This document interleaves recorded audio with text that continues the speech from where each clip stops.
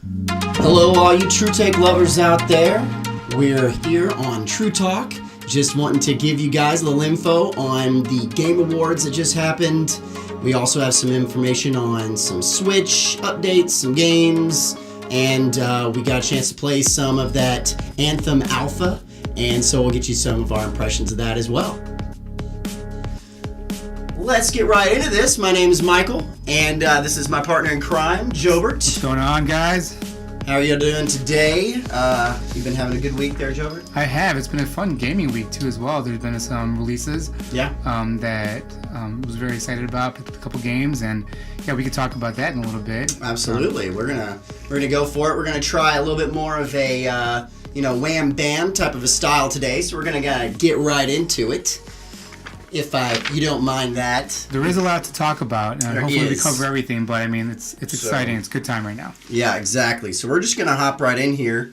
So, the Game Awards happened this past week. I was actually out of town at a wedding, so I didn't get to watch them, but you got to see it, and so I'm going to pick your brain a little bit after we go some stats. I like the stats. So, but according to an article in Variety by Brian Crescent, the host, Mr. Geoff Keighley, said, "When I started this show 5 years ago, my dream was to put a competition aside and celebrate what we love, which is playing video games and making video games. This is a moment that has been 5 years in the making, and I can't believe it's about to happen." He was referring to the fact that the heads of both Nintendo, of all of the Nintendo, PlayStation, and Xbox, all on the same stage at once, which to my knowledge has never happened before. They've all been in the same building maybe at once at E3, but that's about it. So that was pretty unprecedented. How was that when you saw that?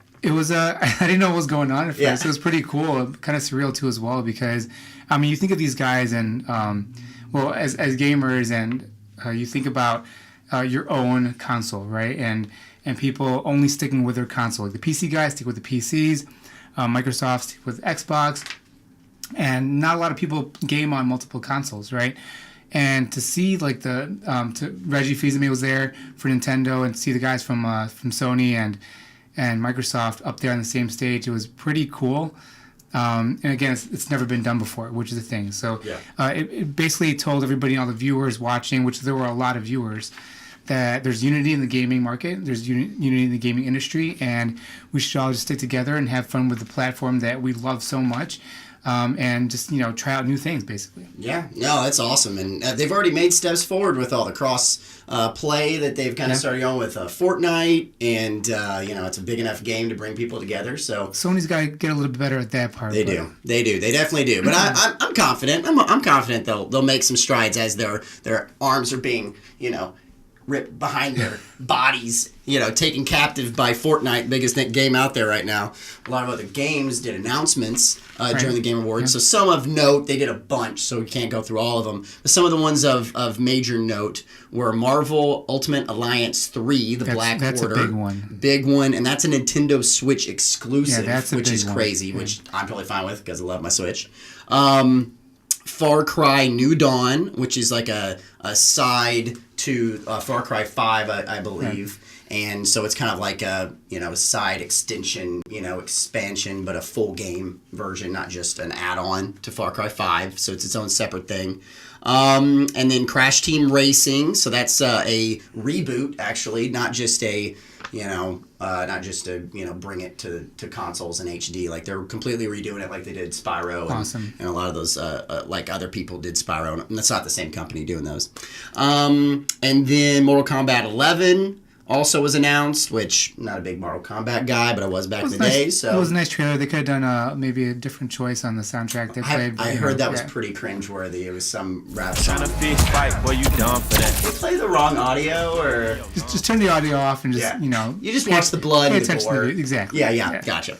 And Dragon Age was also announced, but it was just a super short teaser. Right. Excited about that one too. Yeah, so a lot of people are excited just to hear that it is, being worked on. They've made mention of it, so it's not the first mention, but it's that first visual that it's pretty exciting. And then finally, last but not least, The Outer Worlds, which was just made by Obsidian, and they made Fallout New Vegas, I believe, and they made a couple other games. It's like and it's from some other creators that have joined Obsidian too, right. I believe, that have some.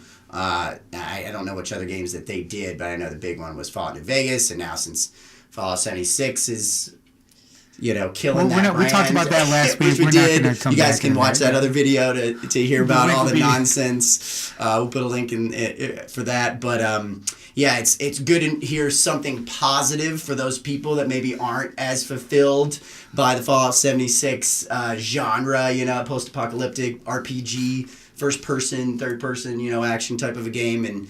It's really good to hear that you got somebody who's listening and who's been kind of in the works on that, and people who really know what they're doing, because that trailer looked really good. And that's not even my favorite type of genre, and it really looked amazing. Next on the list, so we've got some Super Smash Brothers news, obviously. Super Smash Bros. Ultimate came out, and big game too. Yeah, been getting into that, huh? I have. Yeah, it's an incredible game. I was kind of worried a little bit because if you look at the trailers for Smash, they look exactly like.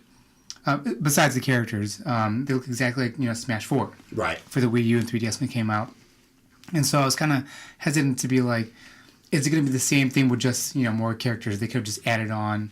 I mean, given not a lot of people play the Wii U anymore. I still have mine and turn it on every once in a while, but it's all about the Switch now. And it's all about the games coming for Switch, and Smash Ultimate, biggest one for the holiday season. For sure. It's amazing. Yeah. It's a great game, yeah. And the game looks fantastic. It looks great on the handheld. It looks great on the 4K television that I was playing on. It works with your GameCube adapters. So if you guys want to use your GameCube controllers, you can go ahead and do that. Speaking of which, I did see a post where, according to Reddit user Vocal IFIR, you were saying that, did you know that the GameCube adapter you can use in portable mode with a USB-C adapter? So I actually saw some ways you could do that. I did not know that. I know a company, 8BitDo, I think that's how you spell it. They have a kind of a wireless adapter where you can actually hook it up to your Switch, and it'll make your GameCube controller act like a Joy-Con. Oh, okay. So it'll play like, but you can customize the buttons and everything, which is great. So you can do it that way and play handheld with your GameCube controller. If that makes sense. I guess it's not surprising, but it's off-screen or whatever it's called. Tabletop. Gotcha. That's what it is. Shouldn't be surprising, but it's great to just any game that gets a lot of love, that gets a lot of people doing everything they can to make every fun peripheral controller, everything for your nostalgia dreams come true it's always just good to see. It's always good to see. I got to play it briefly at the wedding I was at. My buddy who's getting married, he's a huge fan, and he bought it, and we were playing it before the wedding, and just briefly, I didn't get a whole lot of time with it, but it was fun. It was classic, It was classic. Looked great. Felt great. It's a really good game. It's a fast game. It's a little bit faster than Smash for Wii U, which is a great thing for those Melee players. They wanted something a little bit more quick. Right. And again, with all the characters, it's hard to get all the characters though. There are a couple different cheats that you can do. Right. I've heard of some things that you can do to just kind of cheese the process a little bit. Little grindy cheats. Okay.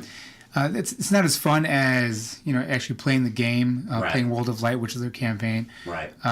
But you get all the characters really fast, and that way, if your main is Marth or somebody else, you can go ahead and play with them right away. Right. Cool. Game looks great. Campaign looks good, but the only part that I'm kind of on is the online. Really? I'm sorry to say it, but Nintendo, you got to get that right. Sometimes it works and sometimes it doesn't. Okay, so it's more functionality with connecting with people. That was the issue? No, it's the lag. It's the lag. It's the lag. Gotcha. It's definitely the lag. Sometimes, again, you can't get on, right? Other times you do get into a match with matchmaking, and they have the rules that you can set for the match. For instance, if you want to do just one-on-one with no items, you can go ahead and do that. But they still pair you up with 3 other people if there's not enough people to do one-on-ones with, which is kind of weird. Okay. And that's okay, but then I'll get into the lagginess of the online it sucks. And we're in 2018, going to 19. And you're plugged in. Are you plugged in with Ethernet on yours? No, I'm on Wi-Fi, but I'm running over 100 megabits per second, even 200 sometimes, and you got to get it right. Got to get it right. Okay. Well, there's that. So buy it at your own risk if you really want to go for that online for right now. If not, then you're probably good to go until they at least do some sort of fixing. Hey, you know what? Here, I'll end with this on Smash. If you have a Switch and you like any type of competitive anything, get Smash Brothers. Yeah. Get Ultimate. It's a good game. Yeah. Very cool. And then last but not least on Smash Bros. If you used your Gmail address for your Nintendo account, then you were probably missing your Piranha Plant code. And if you don't find it, basically if you don't find it, it's probably in your promotions subfolder on your Gmail account, which apparently I heard has been an issue. Because if you don't use that by January, in January it'll expire. So I did not know that. I don't have my Piranha Plant. And you pre-ordered it, right? I did pre-order it. Yeah. Okay. Yeah. So maybe you want to check that promotions. All right. You heard it here first. Not really. That was on Reddit too. We'll put that link down below as well. So, moving right along, just a couple of quick things. New games that are on the Switch Marketplace library. Wario's Woods, Adventures of Lolo. That's not on the Marketplace. I think that's part of the online. That's part of right. Part of the online. That's what I meant. Part of the if you paid for online, you get certain old games every so often, and they've updated that, so you get both of those games. And do it, guys, because it's $20 a year or something like that. And you can do a family count. And you get it for even less. Up to 8 players on the family account. Go ahead and do that. It's worth it. And then Ninja Gaiden, actually the original. That's a good one. I was surprised they actually added that and included that into the system. If it doesn't have save states, I'm screwed. But I think it does. If it does, then fantastic. Guys, I'm right up that alley. Love to play that one again. I love that game. And then finally, also, I know I've said finally about 15 times now, but I don't care. So, also, multiplayer patch for Stardew Valley is live, which I was really excited about because I believe they had it on PC already, but it didn't come to Switch yet, the multiplayer. And I've been really excited about that because I've been looking to get it, but I've been holding off on all the other ones because I know I want to play it on the road and I want to play it with my wife and us plant stuff and fight stuff in caves and my wife has put over, I want to say, 60 hours into Stardew Valley. Wow. It may be actually even closer to 80, 85. That's a lot. She played, that's on her first playthrough. I think the second one she did 60, 65. Wow. Yeah. Wow. So she's pulling the Fire Emblem treatment. She'll be excited for that multiplayer. And do you know if that's just a free add-on? It's a free add-on, free update that they promised and they have come through on. So now for some interesting global news. Fortnite and PUBG got banned by the Chinese government. This is according to Moen Imran at KeenGamer.com. And according to his article, they were violating a country's social and ethical rules. Could get your game banned too, apparently. Out of 20 popular online games submitted for review to the Online Ethics Review Committee established by the Chinese government, 11 were instructed to corrective action to address the committee concerns. 9 of those 11 games failed and are now banned in the country. I have seen other reports that people are still able to get access to them. They're just illegal to play. So people are still able to play some of them, but, obviously it's illegal. And according to a Reddit thread documenting the review process of the committee, the games on the list are League of Legends, Fortnite, PUBG, Overwatch, along with many other titles produced by companies like Tencent and NetEase. And Tencent's from China too. Yeah, I know. So they're just hating on their own people, their own company there. It's pretty interesting. Riot's games were, quote, overly revealing female characters. I can see that.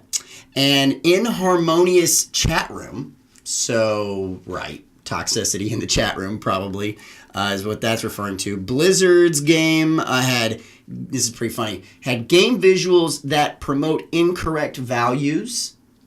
Nobody really knows what that means. I don't know. I've looked it up. They didn't say what Yeah. what it was. Okay. Yeah, I have no idea what that means. And Diablo's missions that include fraud. Yeah, that's a no-no. Don't want games with fraud in China. So, this just makes me... GTA 5 is out then in China. Yeah, I Okay. think... it's a safe. That's a safe bet. But yeah, that just makes me happy to live in this country, live in this great country where they're not banning all the games and banning the free speech and expression. And I know some things go too far, but I'd rather have it, more free than not. I mean, it really all comes down to censorship. Yeah. And I think when you have an art like games, game creating, game developing, you gotta put it out there for what it was meant to be, look like, sound like, and be like. It's sure you want the game to be in the hands of as many people as possible, which is why they change it, depending on the region you live in. But I feel like you just gotta let it go. Yeah. Well, apparently China will not let it go. But last, but certainly not least, Anthem had their alpha test on the 8th and 9th, I believe. So that was last Saturday and Sunday. And we were able to, I was able to get my hands on that. You were able to as well, right? I played it on PS4. And although we can't, show a bunch of video and such because it was watermarked, they are pretty Everywhere. serious about their NDA that we signed. So we can't go into specific details about what we saw, but we can go over kind of our individual impressions. And the watermark too wasn't in just one place. No, it was impressive. It was really good. I was like, they mean business. So because I was like, oh hey, maybe I'll just post a video or two. They're probably not too serious about this NDA. He wasn't thinking that. But anyway, then I found out that a couple of streamers, I was like, you know what, they got this watermark. They're pretty serious about this. I should probably hold off on that. I'm going to, you sign it. You sign it for a reason. You click that button. You check mark the box, that's true. You sign it for a reason. The temptation was there. Held off, and then good thing, because a lot of, apparently, I believe the number is now 5 or 6 different streamers who streamed the alpha have had their entire EA Games account banned, and all of their games from EA deleted. Wow. Yeah, through Origin or whatever, access that they had to them. They were, because you have to, with EA, you have to sign in to your EA account no matter what system you're on or anything like that, no matter where you buy them. Did YouTube do anything? Did they contact EA? They've banned their sites, they banned their YouTube pages, they banned, the whole thing. They are done. So they're obviously they're in, we don't know for how long that is. It could be short term and stuff, but anyway, that's pretty serious. Yeah, so you played the game on PS4. I did. I played it, and spent a couple hours. I played it on Saturday night, and then I played it on Sunday as well. And had another buddy play it too, so I could kind of watch him and pay a little more attention to some of the details. It looked fantastic. I played it on PC. Yeah. I didn't play it. I didn't try to play it on a 4K monitor. Okay. So I just played it in 1080, 60, I believe, and it looked fantastic. I was playing on I have a 70-inch, and it was beautiful. The graphics, just for an alpha, for sure. I mean, it's it's an alpha. I mean, it's basically it is technically still an alpha state because it is a couple months from release. I believe it released in February. So it's but those graphics, they got the animations right. In my opinion, we only got to play with the Ranger class Javelin, I believe, and it's more the balanced one in the middle, and it felt not too great. heavy, too heavy, but not too light. Has a middle of the ground. You can kind of build one way or the other. They had a little sneak peek to some of the customization as far as your build goes. I know, I'm coming from being a Destiny player, so I'm used to just you unlock one of basically 2 routes, and then you pick those, and that's pretty much it. Not a whole lot of customization there. So I was really happy to see you got more things to level up. I got more reasons to keep playing and keep getting more experience. So it was really good. I really enjoyed myself. Mostly it was the flying and the overall control of your character, and just how pretty it was, just flying around and doing the couple of missions that we got to do. No spoilers or anything. Can't go into any of that. So when you did the detail, flying for with the DualShock, was it very easy right off the bat? It was great. I was expecting it to be kind of like a little bit hard to control maybe, but they really dialed it in. And you can kind of where you can go and then you get going and you kind of go a little bit faster, so you're not like feeling like you're going slow. But I was able to even do it in a couple of the missions that were kind of not in a big open world. It was more of like a dungeon type of a setting, for lack of a better word. And I was like close quarters, and I'm still flying around. Did you have an overlay of like your positioning or no? What do you mean? Because on the PC version, because for me, flying took a little while to get kind of used to and get the hang of it. Basically, if you play on PC, there's like kind of this overlay on your HUD, or something that appears in your HUD, and wherever you position your mouse, you'll see a circle that goes up, down, left, and right on the overlay to show you where you're at, or how far you're going up and down and so forth. Oh, okay. Yeah, it had like a little. I guess what you're talking about. It was more of like I looked at it as more of like an aiming kind of a deal. But yeah, it kind of helped you position what angle you were flying at. Right. Because you can't really tell by your character too much, so you want to make sure you're going in the right direction. You're able to be precise with it. And it worked great. You can go into that. You can go into hovering and. It felt good. They didn't have a whole lot of guns. There was only one gun that you got to use, but it felt good. It sounded good. It's not the type of gun that I would normally play with, but so that was the only thing. But they did allow you to pick up other weapons. They showed you at the end of the mission. Enemies really cool too as well. That popped up. Yeah. Enemies were very cool. I mean they did. For me, it was a larger number of different styles of enemies than I really thought that was going to happen in just like 3 or 4 missions. So that was really cool, because I'm used to Destiny, where you're kind of playing 3 different races, pretty much 4, a 4th kind of, which is just a mod of the other races. You don't have to play all those races though. Yeah, and you're just like, it got real. Of course, that was after a year, so we'll see how this one stacks up, over time. I think that was my biggest concern is being repetitive. I know we talked about that before. Yeah, so this game feels to me, we spoke a little earlier, it feels like a Mass Effect, Andromeda, Destiny type game, a very EA game too as well. I'm not 100% sold on it yet. Yeah. I do like it, but I'll have to play it again with the beta when that comes out and see if anything changes. So. Gotcha. Yeah, and I got a little bit more information today. They had a live stream about some of the customization, some of the loot that I had questions about, and so that was pretty interesting.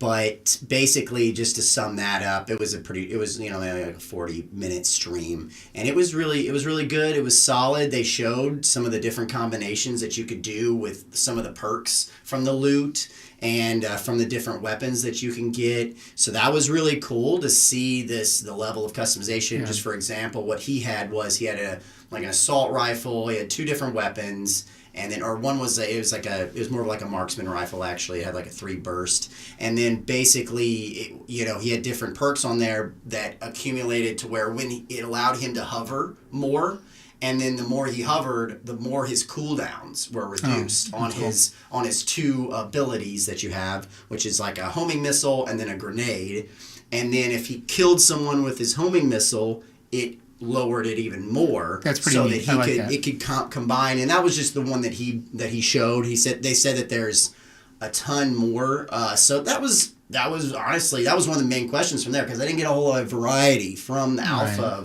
as far as weapons go, and that's a big thing to me is the loot.